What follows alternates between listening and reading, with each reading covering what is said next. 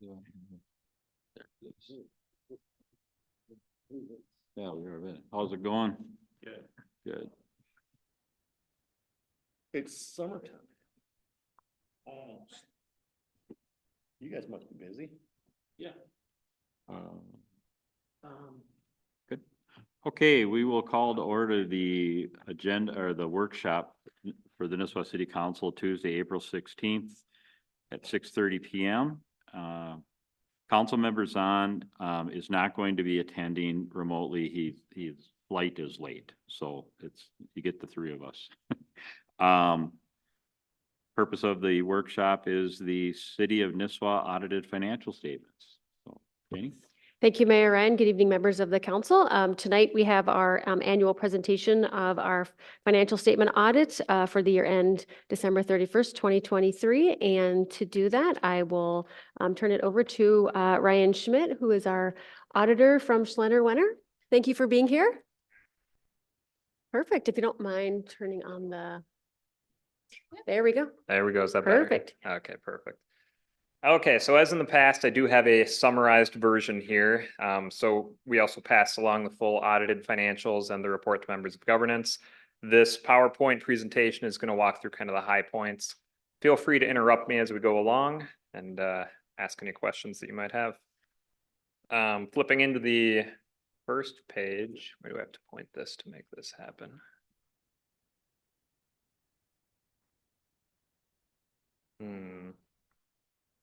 Oh, there we go. Okay. Okay, there we go. Okay, so I always like to start out with just a quick reminder of what exactly we do during an audit. What is the purpose of an audit? So an audit consists of us obtaining your financial records from throughout the past year, 2023. We perform a number of procedures over this information as laid out on the graphic here for the purpose of expressing an opinion on your financial statements. So we focus on the transactions that are in your accounting system and we look at the underlying support, whether it be invoices, information in the bank statements, reports from the state, etc. Verify that transactional info in your accounting system, and that's what comes together to make the numbers and the information that's in your full audit. And based on these procedures this year, we've given you what's called an unmodified opinion. So that is the best opinion that you can achieve. Next page walks through just some other results of the audit. You know, this is just some required communications about how the audit went or if there's anything new or unusual in the audit this year. Overall, everything went very smoothly. Everybody at the city seems to just do a great job, you know, really responding to our requests and staying on top of things. So that's very helpful. The only new thing on this page this year is that there was a new accounting standard that went into effect this year, GASB 96. Relates to the way that any subscription-based IT arrangements are accounted for. Really, it didn't have much of an impact on the city, though, just based on the nature of the subscriptions that you have. So not a whole lot to talk about there. As part of the audit, we also look at your internal controls and your compliance with Minnesota statutes.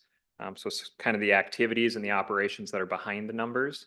And we have pretty much the same items on this page as we did last year. You know, we've got kind of the big three, the typical three that we tend to report with a city your size. The first one being audit adjustments. So throughout the year, you mostly keep your financial statements on the cash basis of accounting, recording cash receipts and cash disbursements as they occur. And then we have some adjustments we have to make during the audit to set up things like accounts payable, accounts receivable, capital assets, etc. Because we assist with these adjustments, we do have to note that as an internal control related item in the financial statements. The next two items there in the middle, the first one relates to a lack of segregation of duties. This is just because people in the city there's certain people that have complete access to the accounting system. Whenever that's the case, we want you to be aware of it, and those accounting functions aren't segregated to the extent that's considered ideal. It's mostly just based on the number of staff that you have available to be involved with those processes. Is that a problem? It's not a problem. Put it this way, every city we work with, except for maybe one or two of the larger ones, has this finding because there's just no way around it. It's something to be aware of and try to implement any oversight and controls that you can. But it's pretty tough to get around it and not actually have this finding in your report. But it's not creating any problems for it. Not that we've I seen, mean, no, no, it's more just the potential is there, you know, so keep that oversight and keep Mm-hmm. an eye on things. And then below that, just a bullet point saying that we as a third party do prepare your financial statements. Whenever that's the case, there's a heightened risk theoretically that maybe a missing disclosure or an error or something that would have been caught by an internal CPA at the city. And then we also review your compliance with Minnesota statutes, as I mentioned, no issues from that review this year. Okay, with that, we'll get into the numbers a little bit. Here we have the general fund for starters, just a real big picture look, looking at 2019 through 2023. And then we also have the 2023 budget on the right-hand side there. Just really big picture comparison to the budget here. Overall revenues were over budgeted amounts by about $319,000. Expenditures were also over budgeted amounts by about $167,000. And with that, you had a budgeted decrease in fund balance of around 38,000. Your actual change in fund balance for the year was an increase of around 114,000. Now, the next couple pages, we'll look into the details of these same revenues and expenditures, just a little more detail. The first page here being the revenues, and then the next page being the breakout of the expenditures. So once again, just comparing to budget. Well, for starters, you can see on the revenues page here, the vast majority of your revenues in the general fund do come from property taxes. Very close to budget in that category. The only area where I'm really seeing a more significant deviation from budget is under intergovernmental. That's your funding from the state and from other governments. You had some additional state aid for police and fire and some public safety aid that came through this year. That's what pushed you over there. Also some additional interest income earnings above and beyond what was budgeted. Same layout on the next page for the expenditures in the general fund, just breaking things out into smaller categories. Here you had a few more differences or deviations from budget. Just working left to right, general government, you had expenditures of around $106,000 over budget, mostly due to repairs and maintenance, some roofing repairs that you did, etc. Next category there, public safety. Here you were over budget around $54,000. A lot of this related to flow through aid that you get from the state where you record the revenue, and then you pass it along to the fire relief.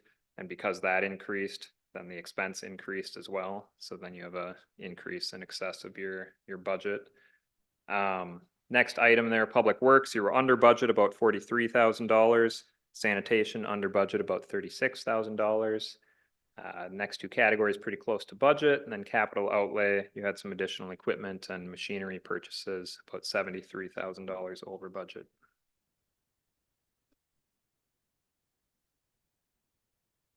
And one more slide here looking at the general fund.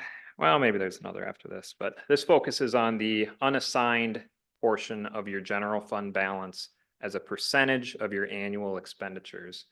So this is a common ratio where you can kind of set a benchmark of where do you want this ratio to be as a minimum policy. You actually do have a policy to keep this at a minimum of 100% of your budgeted expenditures. And you can see that you did have a slight drop off this year.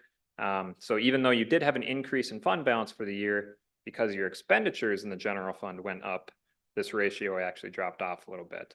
But you're still at around 170%, which is well in excess of your minimum threshold.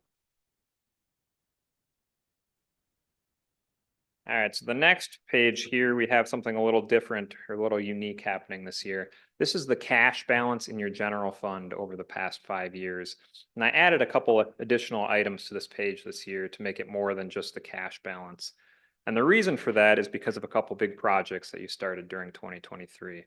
You've got the Gull Lake Trail project and the County Road 77 Nokomis Roundabout. Both of these projects are happening on a reimbursement basis, meaning that you're incurring the expenses, you're getting reimbursed after the fact.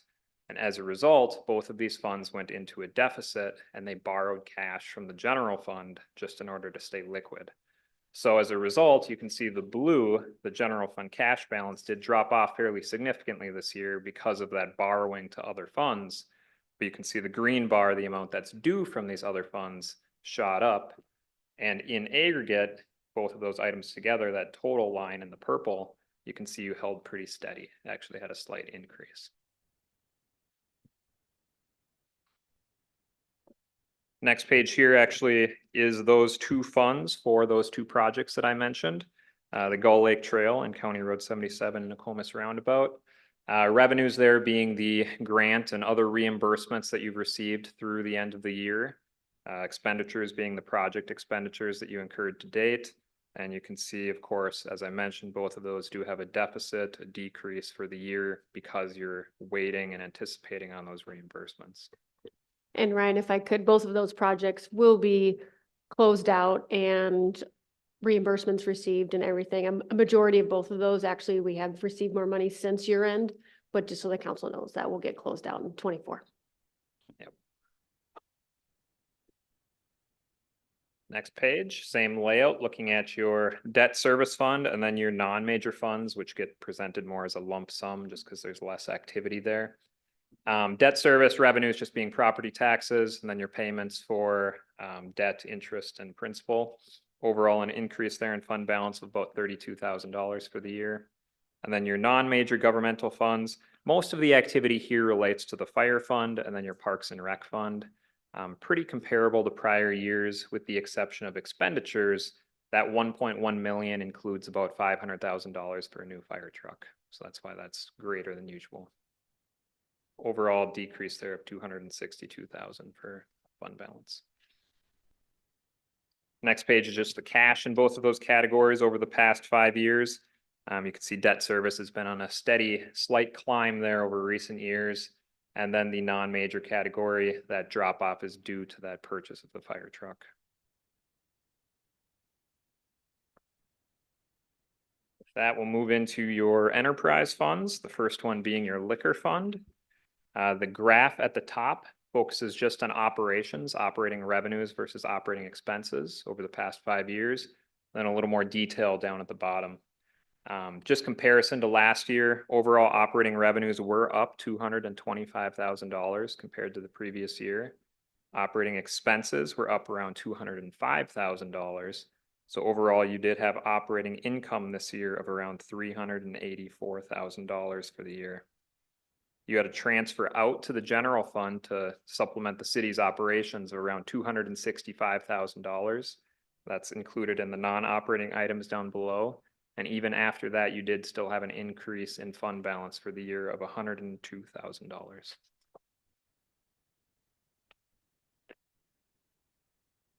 Sewer enterprise fund on the next page, same layout, graph focusing on operations. Comparing to prior year or to the prior year, you had an increase in operating revenues of about $40,000. Operating expenses did drop off around $100,000. You had some pretty significant repairs and maintenance costs in 2022 that weren't repeated in 2023. And then also in 2022, you had some significant non-operating revenues from connection fees, which did not occur in 2023. So that's why those non-operating revenues dropped off. But overall, you did have an increase in your net position here of $119,000 for the year.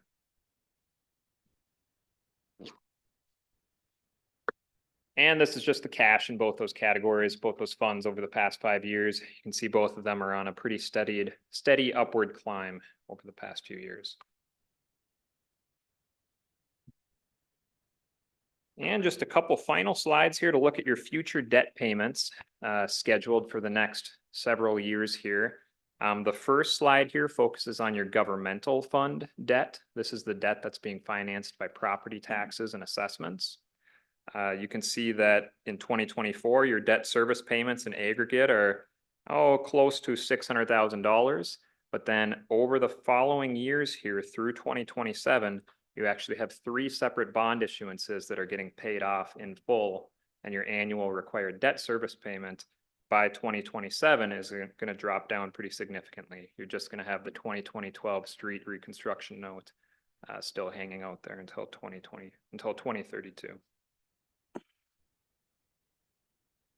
And same information on the next page, but for your proprietary funds, this debt is actually entirely your sewer fund. And you can see that holds pretty steady through 2040 when that gets paid off.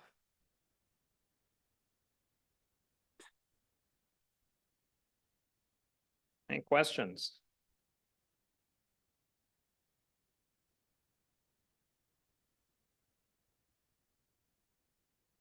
I don't have any. Okay, Joe? No, not at all. Thank you. Very good. Thank Thank you, you. Ryan.